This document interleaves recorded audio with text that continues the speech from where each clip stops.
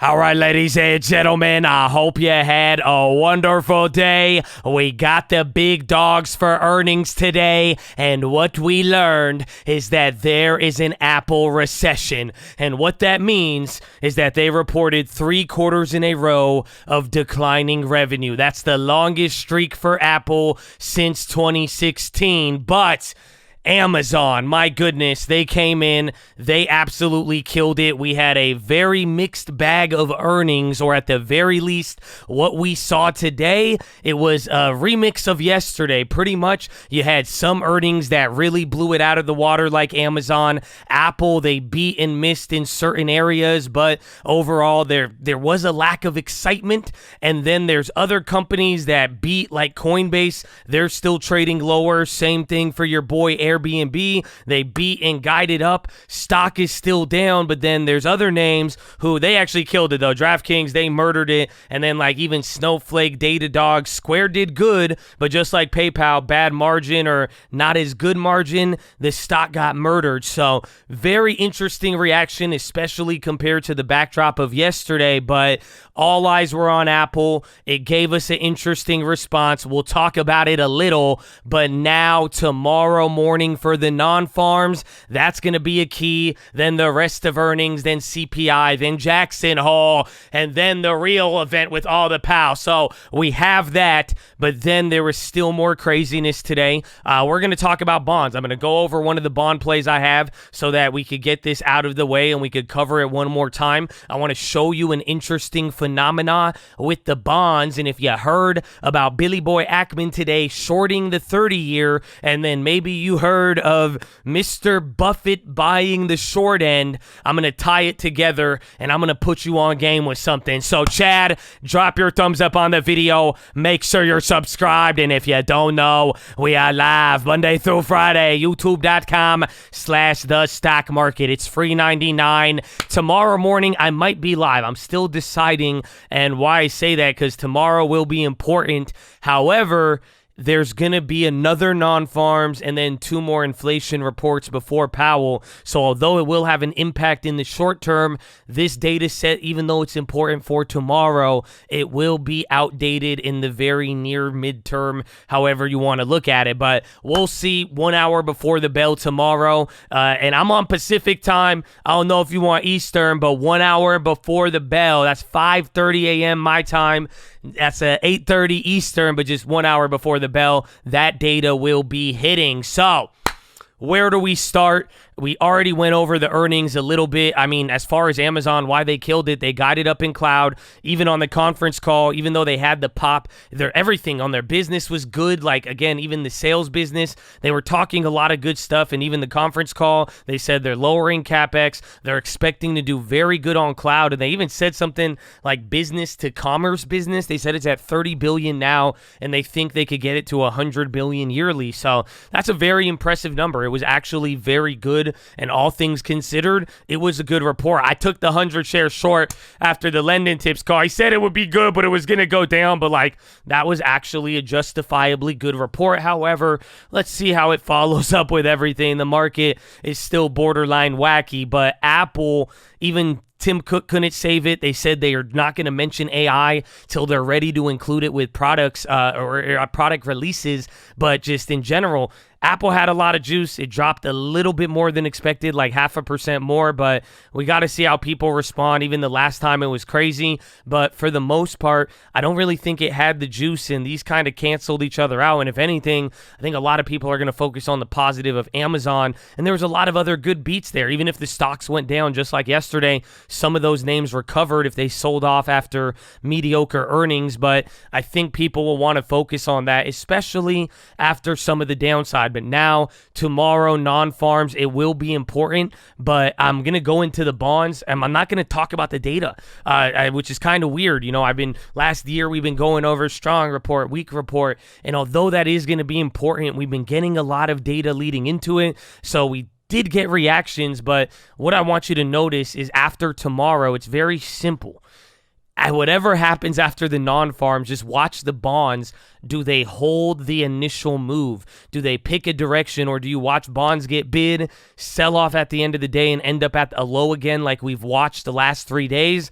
That's telling you pressure, supply of bonds, people reacting to something bigger. If we watch the data actually have an effect and could hold the bonds up there, then maybe, or just hold any reaction that it causes, that is what you're going to be wanting to see tomorrow. Other than that, though, like I'm telling you, this will get dated quickly, and it's probably more important about what happens with the 10-year, the 2-year, and all of that stuff, more so than the non-farm that's going to get followed up by a CPI, then another non-farm, then another CPI, and then again, Jackson Hole just a couple weeks away. So I hope that breaks it down. I hope you're ready now for tomorrow. I think it'll be a lot of fun of post-earnings, Amazon and Apple, and now whatever happens with both bonds and the data kind of mixing, and then how we feel at the end of the first week of August.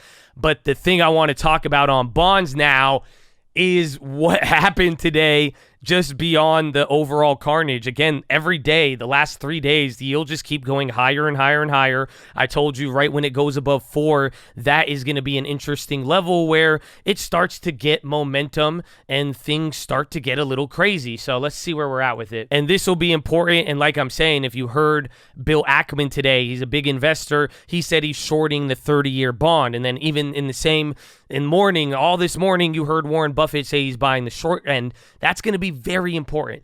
And just notice the prices. Right when we got above 4, right away we're at 4,117. That's pretty big considering. This is why every day for the last couple of days, everyone's saying bonds, bonds, bonds. Oh my gosh, look at the bonds. And now we're approaching some of the highs. Go to the 30-year. You'll see what I'm talking about. And now what I also want you to notice, this is what I'm not trying to draw attention to it, and I didn't know if it would hold up, but it has been part of the phenomena. This is the 2-year bond. This is the play that I bought a month ago, like right before that Powell. I'm down on it now. I said I plan to buy this about 3 times. I'm waiting to let some of the dust settle here, but look at what it's doing. It's actually one of the only ones that ran up a little further, and it's higher than where it was at another time. But you'll notice, although there's been carnage in bonds, the 2-year has not been getting killed. It actually increased for a little today, if you even go look at SHI. So this is where things start to get interesting. Again, I'm in the 2-year. I do plan to eventually buy the 10-year, even the 30-year, but I want you to notice something, or I want to expose you to something that could have happened today. I'm not saying that it did, but there's 2 pieces of info that came. And the first thing you got to understand is why the 2-year did not move. So when I made that play and I told you guys about the 2-year, you should remember this phrase. I told you the 2-year is more policy sensitive. It's more sensitive to what Powell says, what the words in that statement say. It is related to policy because it's a shorter duration. The 10-year, the 30-year, they are related to other things outside of that, and they have 5 times the amount of time than a 2-year. It is also based off of other things, but that's why I tell you the 2-year is already at 4.8. Even when we were getting around the play, this is where we're at. I think we're a little lower. It did hit 5, but hasn't gone above it. That's the 2-year. The 3-month is a little higher. Again, the short end of the bonds, all of the curve is raised. That's what the Fed did. You go to a 10-year, it's at 4.17. That's lower. That's why you have an inverted yield curve, but hopefully you see why over the last couple of days what has really happened. Policy hasn't changed. You haven't heard from anybody. That's why the 2-year is not moving yet. But now that gap between the 2-year and 10-year, as people are starting to be like, oh, well, maybe it does have higher interest rates. Maybe what if Powell does take a long time, or whatever happens with the economy. That's why you're starting to watch these break down, because they got a little bit more emotions and future expectations. If things take too long, that's where they start to change in pricing. So there was a gap between the two, and that's why you took some of the earlier pain on the SHI, but it also protects you from a little bit more of the blowout, because only way the 2-year is going to run up now is if Powell starts raising. And just think about it, what's going on over these last couple days. Is your expectation of rates changing in the 2 years? Not really. Everybody's already, rates are already at 5, 5.25, 5.5. Powell could realistically hold up here. This rate is appropriate more or less, but if this is lower and then Powell stays for another 6 months, what about another year? That starts to change some of these. So that's the first part I want you to understand. But now this is where it gets juicy. And I'm not saying they did this, but ironically enough, you should have noticed now with 10-year yields, 30-year yields going up, the 2-year just didn't get bought up. Even if it went up a little bit or stayed the same, that would uninvert the curve. The longer end goes up, shorter end stays the firm. That starts to steepen it out. That uninverts the yield curve. So this is what I'm talking about. You've been witnessing this. The short end, the 3-month to the 2-year, 5 years starting to move around a little bit, but 2-year, 10-year, I've told you for a very long time why this is so important.